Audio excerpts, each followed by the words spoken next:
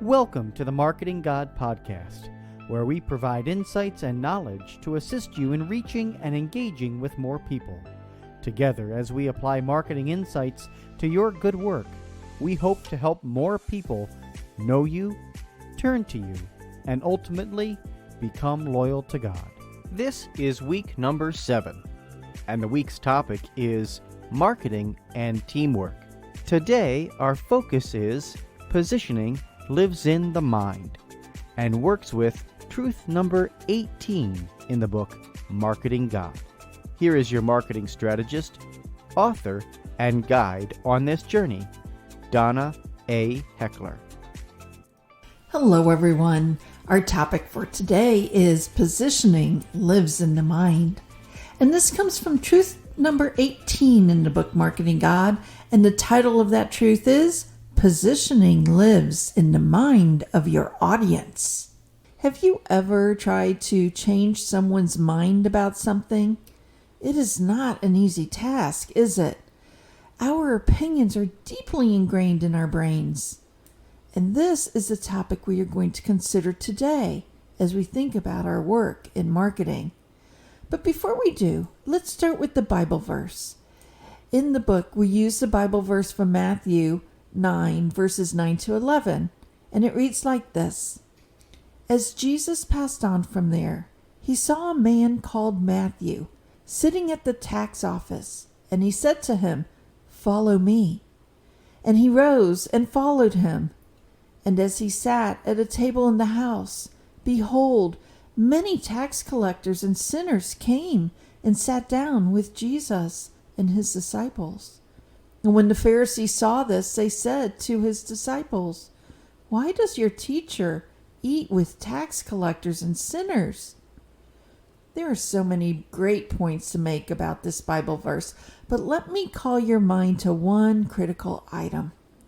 To this day, we reference Matthew as a tax collector, don't we? It does not matter that he wrote a gospel, that he was a great apostle and follower of Christ. All too often we say, Matthew, the tax collector. That is how he is known. It is how he was known initially, and that perception has stayed to this very day. We have referenced this concept before, but today we really want to dive into where your brand lives, where your positioning lives.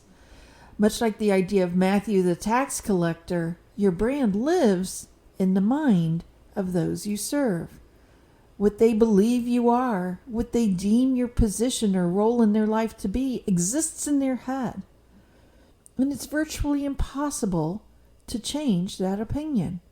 Matthew, being a tax collector, is great evidence of that for us.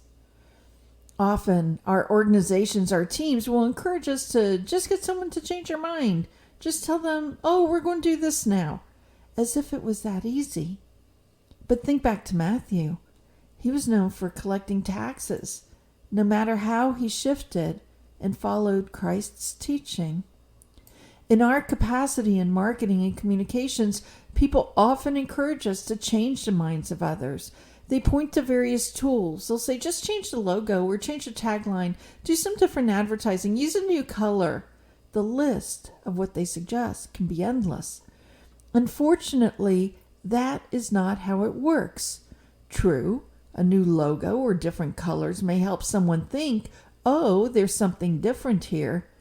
But those items are merely symbols, pointing an individual towards the brand. Their knowledge, their understanding of the brand is what's in their head. It is based on many things.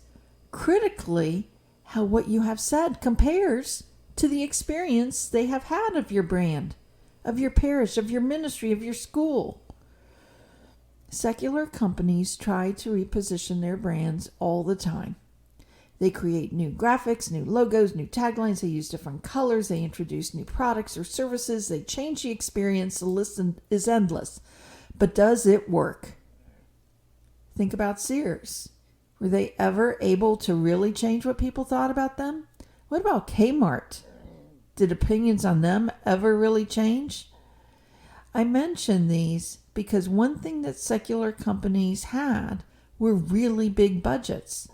Yet despite the budgets, they were unable to change a brand's position, even with all the funding and money they threw at it. How does this tie to marketing and teamwork, our topic for this week? Well, it ties in a few different reasons. For one, spending time on your brand strategy up front is critical, as we know. One key reason is that then you do not have to worry about repositioning down the road. Getting your team to understand the direction of the brand is helpful, not only so that they are great supporters, but so they understand that it will be virtually impossible to reposition in the future. Remember Matthew. No matter how much good he did, it was so very hard to change the perceptions that were in people's heads. And that lasts even until today. As you reflect on this podcast, ask yourself, have you ever been asked to reposition something about your parish or ministry? Did you try? What was the result? And now a word about next week. Next week's podcast, we are going to tackle the idea of leadership and marketing. So we look forward to seeing you then at our next podcast. As we end today's podcast, we have a question for you. Donna is entertaining the idea of continuing the podcast by answering your questions on marketing for your specific organization.